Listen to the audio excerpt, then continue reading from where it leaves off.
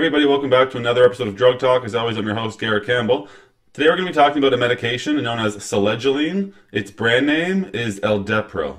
Before we talk about the medication itself, just keep in mind that this channel is for information purposes only and not to be used as a source for recommendations for your personal health care.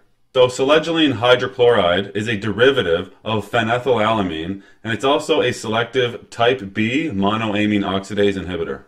Selegiline acts as a suicide substrate of monoamine oxidase, meaning it irreversibly binds to the active site and therefore decreases MAO activity.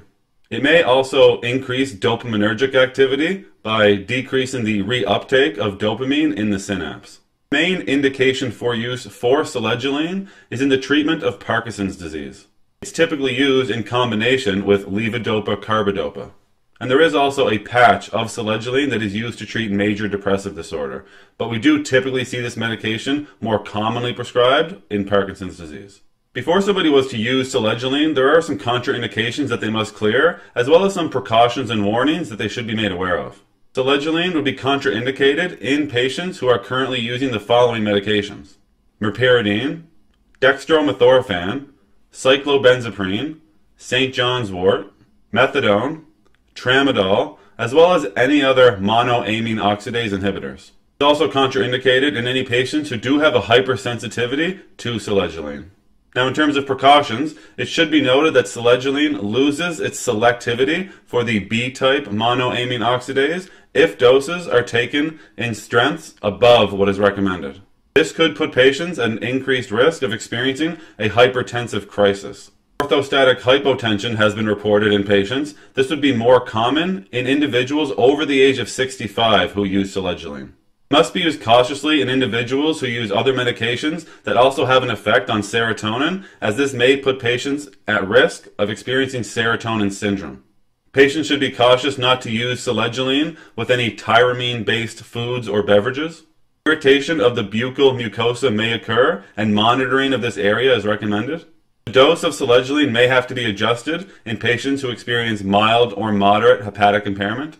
It is not recommended to be used in patients who have severe hepatic impairment. Neuroleptic malignant syndrome has occurred when the dose was changed too fast in certain patients. Some patients may notice that they fall asleep while doing normal activities of daily living. If this was to occur, some patients would choose to stop the medication, while a dose reduction may be suitable for others. New onset or worsening of dyskinesias may occur with Selegiline as well, and this could also warrant stopping or reducing the dose of the medication.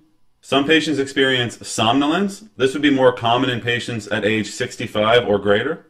It should be avoided in patients who have psychotic disorders. Compulsive behaviors, as well as impaired impulse control, has been reported. Some patients have experienced hallucinations. And finally, increases in blood urea nitrogen as well as creatinine have both been reported. Once somebody is cleared of the contraindications and they're made aware of the precautions and warnings and they start using Selegiline, they can expect to take it in tablet or capsule form as well as patch form. So when patients are using Selegiline in combination with levodopa-carbidopa to treat Parkinson's disease, typically they would be taking 5 milligrams twice daily. We want to try to avoid doses over 10 milligrams per day. The doses are typically taken with breakfast and with lunch. If somebody is using the oral disintegrating tablets, they can take 1.25 milligrams of a tablet just placed on or under their tongue to let it dissolve. They can do this once daily for at least 6 weeks before making the decision to see if they have to increase the dose to 2.5 milligrams daily. With these oral disintegrating tablets, patients should avoid food and liquids for at least 5 minutes after taking their dose. If somebody is using the patch of Selegiline to treat major depressive disorder, typically they would start off with a strength of 6 milligrams per 24 hours for each patch. They can then increase the dose by 3 milligrams every 2 weeks until they reach a maximum dose of 12 milligrams per day. Now, as with all medications, there are some adverse reactions or side effects that people may experience while using Selegiline, so I'll list some of those here for you now. Constipation happens in about 4% of patients, and indigestion happens in about 5%. Nausea happens in about 10% of people, and 10% of patients also notice oral irritation when they're using the oral disintegrating tablets. 1 to 5% of patients report a backache. 11% of patients report dizziness. 2 to 7% have experienced headache, while 1 to 7% experience insomnia. 7% of people develop rhinitis. Some serious but rare side effects would be atrial fibrillation, malignant melanoma, serotonin syndrome, or neuroleptic malignant syndrome. That's all we're going to talk about today with Selegiline or Eldepryl. As always, I'm thankful that you took the time to come by and watch one of my videos. If you'd like to help me grow this channel, you can like the videos, share the videos, as well as subscribe to the YouTube channel. There's also some links in the description you can check out as well. That's it for today. Take care.